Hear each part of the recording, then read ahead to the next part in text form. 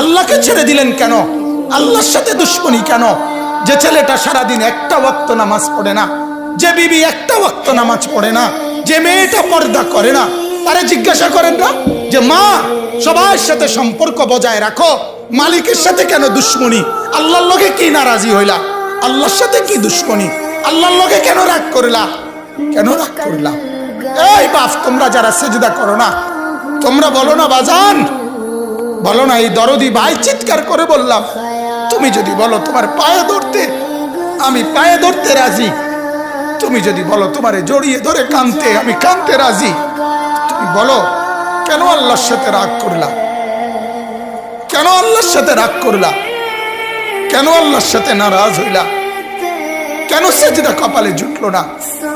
কেন মালিকের সাথে সারাদিনের এত কিছুর বিনিময়ে আল্লাহ তাআলা একটা মিস কল দিলে, 2 সেকেন্ডের একটা মিস কল দিলে বন্ধু, তুমি টের পাও তোমার মোবাইলে মিস কল আসছে। এত বড় মসজিদে 6টা মাইকের হরন দিয়া আল্লাহু আকবার বলে তোমারে ডাক দেয়, তোমার একটাবারও কানে লাগে না, বিবেকে লাগে না। তোর মতো সত্য ডাকাত, তোর মতো পাষাণ বেটার কে হইতে পারে? বেটা কথা বলেন না কেন? তুই ডাকাত, কত বড় ডাকাত!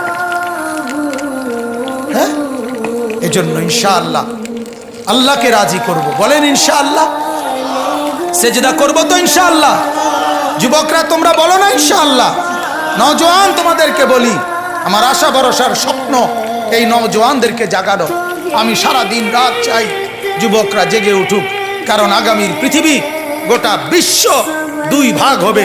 এটাই পৃথিবীর পুরা ভবিষ্যৎ।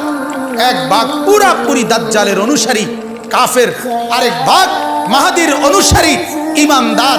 এই 2 ভাগে পৃথিবী অচিরেই বিভক্ত হয়ে যাবে।